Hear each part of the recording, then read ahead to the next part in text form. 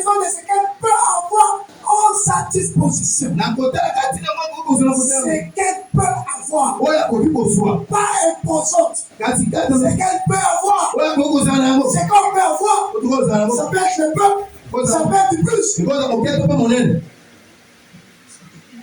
Et il finit par dire, non, de ce qu'elle n'a pas. Je n'ai rien. Je vais tout dire quoi. Voilà pourquoi, peuple de Dieu, ce matin, nous vous invitons, ou nous nous invitons à s'approcher à la table du Seigneur. Non seulement pour prendre la Sainte Seine, le corps et les sorties Seigneur, mais accomplir une œuvre de bienfaisance pour la maison de Dieu. Nous en avons besoin. Nous parlons de Néhémie aujourd'hui. Nous parlons d'Esdras. Nous parlons de comment on l'appelle?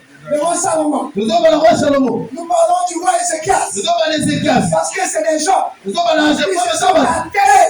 Ils se sont attachés aussi. Pour que l'œuvre de Dieu se tienne debout. Lisons Isaïe 38. Ézéchias fut malade à la mort. On dit malade à la mort.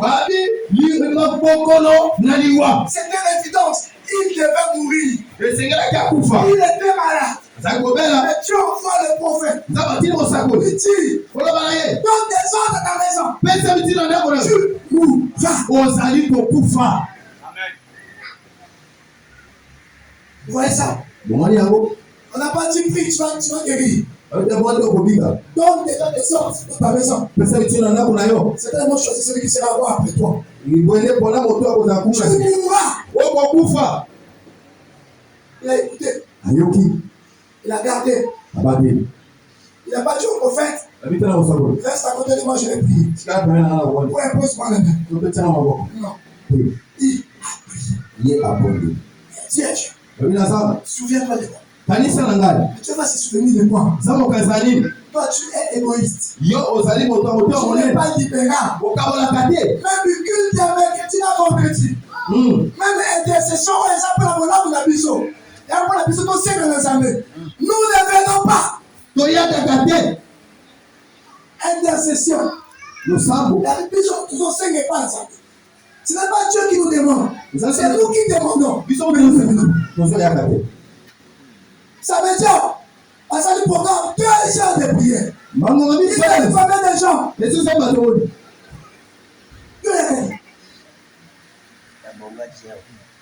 Tu es resté pour toi à la maison, tu ne peux pas occupé. On peut comprendre.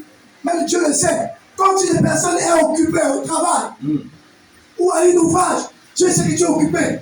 On va dire d'ailleurs. On va dire d'accord. Donc on a voulu ça comme la graisse est. Donc on a voulu voir la systématique. Aux gens c'est là. Mon collègue au Robert ou au Jules Cap. Pasteur. Et voilà ici, vous savez, nous nous retenons. Nous nous retenons. Vous nous faites du mal. Vous nous faites du mal. Il y a certaines choses qu'on ne peut pas dire. Vous nous faites du mal. C'est ce que Paul est en train de dire dans les textes. L'amour que nous avons pour vous. On n'a pas eu besoin de vous humilier, de vous mettre en détresse, ne pas vous affliger. Mais vous nous affligeons par votre comportement. Regardez, c'est moi aujourd'hui dimanche. Nous étions ici la nuit. Nous sommes arrivés encore très tôt le matin. Mais à quelle heure vous êtes arrivés? À quelle heure? Amen. Nous sommes arrivés à quelle heure? Je suis en train de soutenir. L'église d'Oyo. Action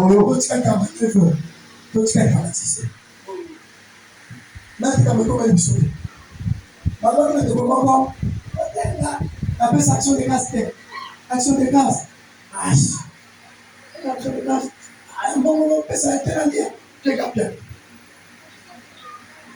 C'était 50.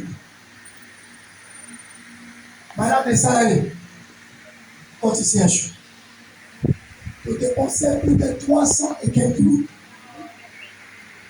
300 et quelques. Dans le même on porte la mort comme un docteur. Parce que l'église est occupée. Ravis ton argent. Ravis ton argent à la pharmacie. Le médecin ne discute pas avec toi. Il n'a pas besoin de ton avis. Il a fait l'ordonnance. Il ne te demande pas si tu as l'argent.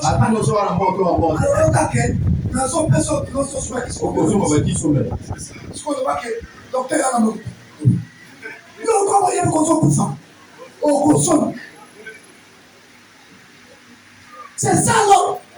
C'est ça le mal de l'homme. Je n'ai jamais vu quelqu'un aller à la pharmacie, on a vu qu'il s'est à 15 000, habiter dans la TV. Ça ne se passe pas. Ça ne passe à 15 000. Si on a les 15 000, 5 francs, 5 000, 10 francs. Attends, 5 000, 10 francs. Mais nous sommes égoïstes. Quand c'est à l'église, quand on dit qu'un pasteur là, on fait non. Quand on doit justifier. Nous jugeons ça, nous disons ça. On est dans le qui a de comment encore. Bon, excusez-moi. On peut dire. Si on pose un beaucoup mal détesté, on pose un frère, on va juger.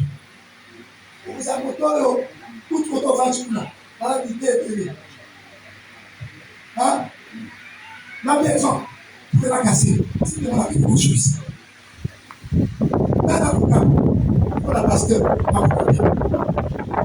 alors dit, on n'a pas fait au chemin, ou toi et un pain, on demande, et ça dit 20 000.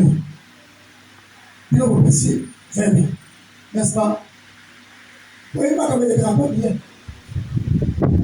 Là, quand ils sont le Kénékétina, là, ils sont dans le sud, on fait ça. On va peut-être pas comme ça. Quand les boutiques à 15 000, ici, pas fait. Ne faisons pas ça. Le responsable